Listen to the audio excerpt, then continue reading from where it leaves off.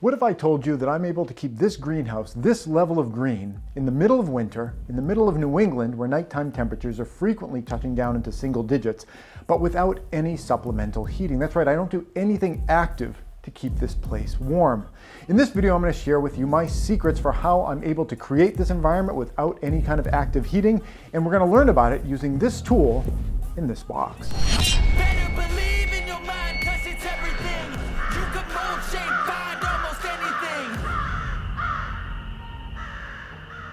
Hey everybody, this is Praxis. You know, it's actually easy to create an artificially warm environment like this greenhouse. You don't even need a greenhouse to do it. You could do it down under the ground with grow lights, and you could have like coal fire burners for the heat.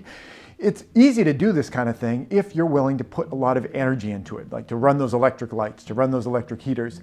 It's a little bit more challenging to do it in a way where it's not taking a bunch of resources, and that's what I've learned how to do in this space right here, and I wanted to share with you what I've learned in this video. This is the tool that I'm going to be using to show you guys how I do that. This is a thermal camera. I was given this to do a review on my channel, and if you guys have ever watched my reviews before, you know I can be pretty brutal if I think things are garbage. There is one thing about this which I really don't like, but overall I think this is a really good tool, and that's pretty much the extent of the review. It does everything that you would want a thermal camera to do. You can record videos, you can record stills. It has a broad temperature range. It has an ease of use. There is one thing I don't like about it, and I'm going to save that until later, so let's stay positive at the beginning.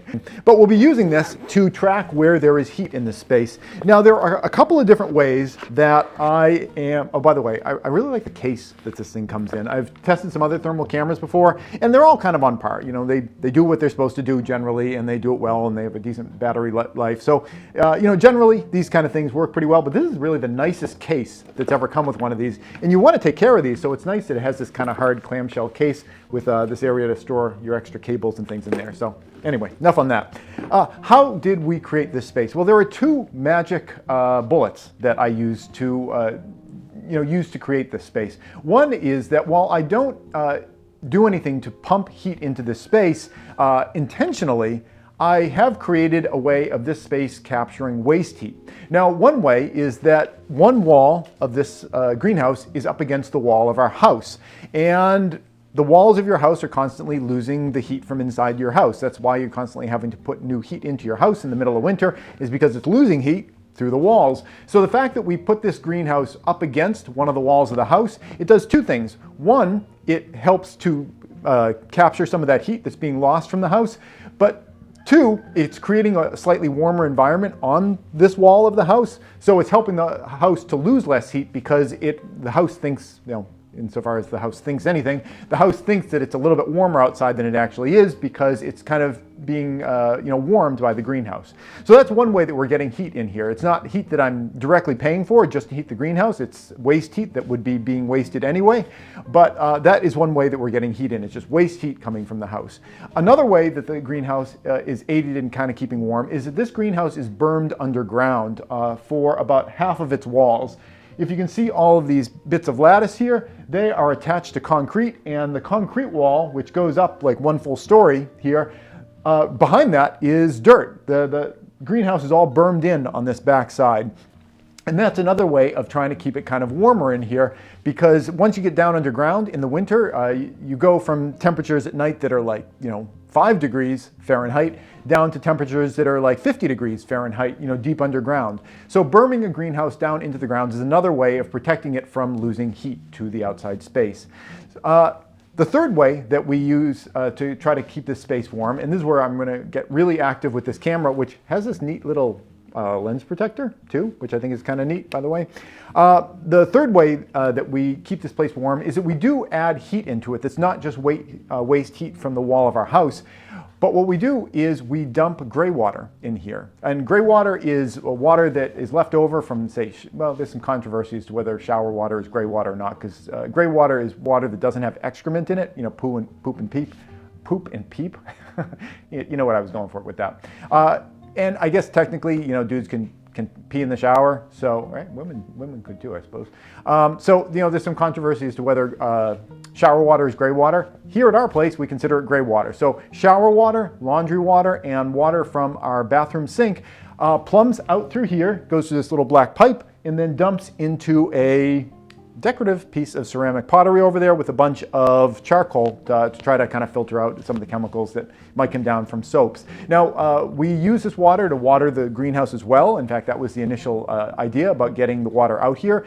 I don't water any of this stuff. This is all just naturally taken care of by the wastewater that happens to dump out of our gray water system. And because of that, and for a bunch of other health-related reasons, we use very natural soaps here, so they don't cause any problems for the plants. Just all the shampoo and soap and everything that goes down the drain seems like it's fine. But I put that charcoal in there just, it helps to grab little chemicals with the, kind of activated charcoal that's in there. But water is not the only thing that's carried in gray water. There's also heat, and a lot of heat. And I want to use this thermal camera to show you how much heat actually is coming out of our gray water system. To turn this on, it's got an on button and some little menu buttons. It has all different ways of setting up the different color palettes and different ways of visualizing. You do have to switch if you are going with something that's kind of on the lower heat spectrum versus higher heat spectrum. And this has a little switch in there. If you are on the lower heat spectrum and you point at something really, really hot, the display just kind of turns off and you have to go in and switch it to go. It's kind of like switching gears on a bicycle. So I'm going to do a recording here right now. And you take a still photo by just pulling the little trigger button on the front there.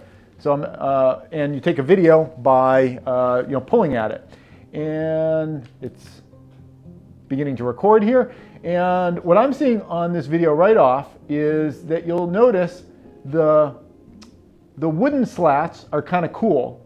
You can see that in the color scheme there. The wooden slats are kind of cool, and you'll see the concrete behind the wooden slats.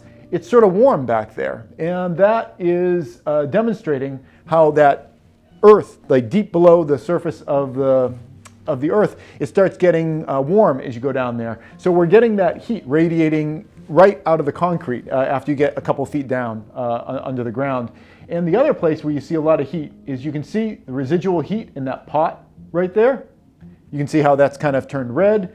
And as I get up, you can see that the lower areas have a lot of residual heat, and that is residual heat that has been dumped out here by people using gray water.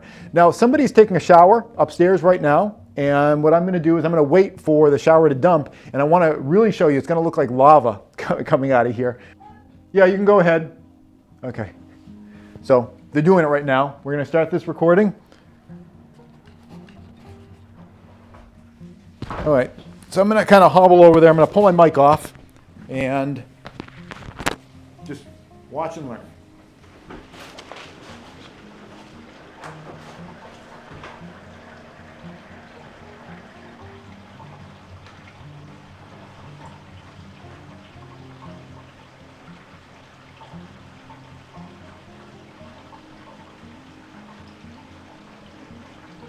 Okay, so the pot's filling up right now, and it just overflowed. And you can see it looks like lava coming out of there. That is 80-degree water. And you can see that it's spreading out everywhere.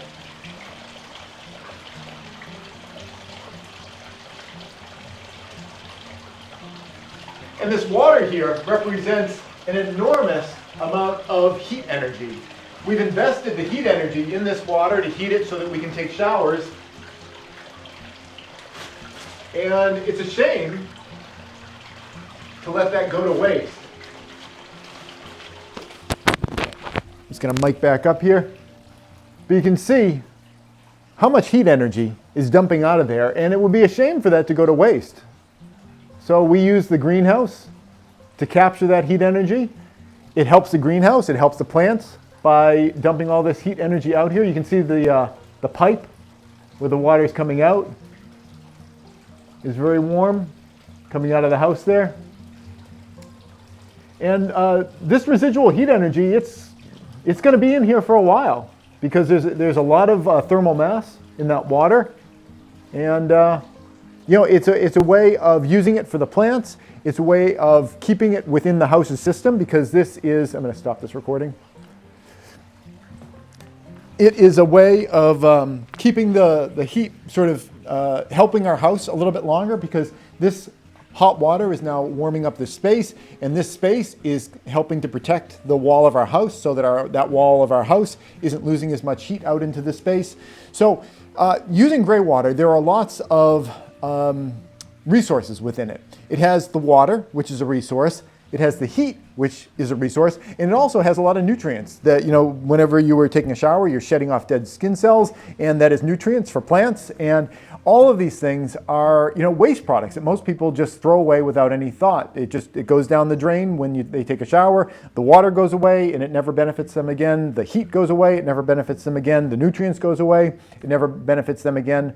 And having a gray water system like this is a way of capturing all that stuff and preserving those assets for yourself and your life and your family. We are turning water that goes down the drain into this beautiful oasis that we get to walk through every single time we come back into our home. This is also our entryway, so this is the way you enter our house, through this beautiful, it's not tropical, but in the middle of the winter, it feels pretty tropical, having ginger, tomato plants, avocado. There's still a Brussels sprout going back there. This is a citrus tree. These guys live in here all winter long. That's it. I hope you found this video useful. Thanks for watching. I realized at the end of the video I'd forgotten to tell you what I don't like about this product, and I don't want to miss out on an opportunity to complain about something, so I figured I'd throw it in right here.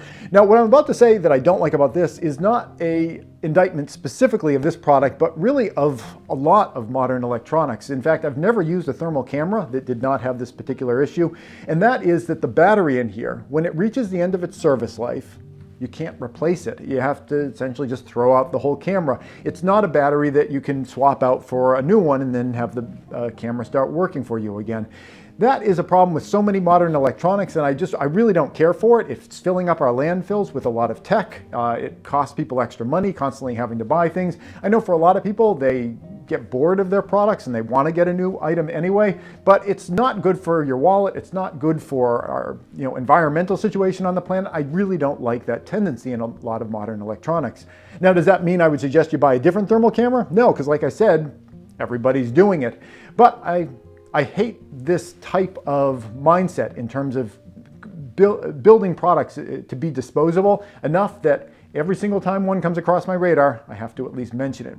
But again, is there any other camera that I'd recommend? No, they're all doing it, but I want to let you guys know that's a situation with this. And it's a shame, I think, because we could do things a lot smarter, I think.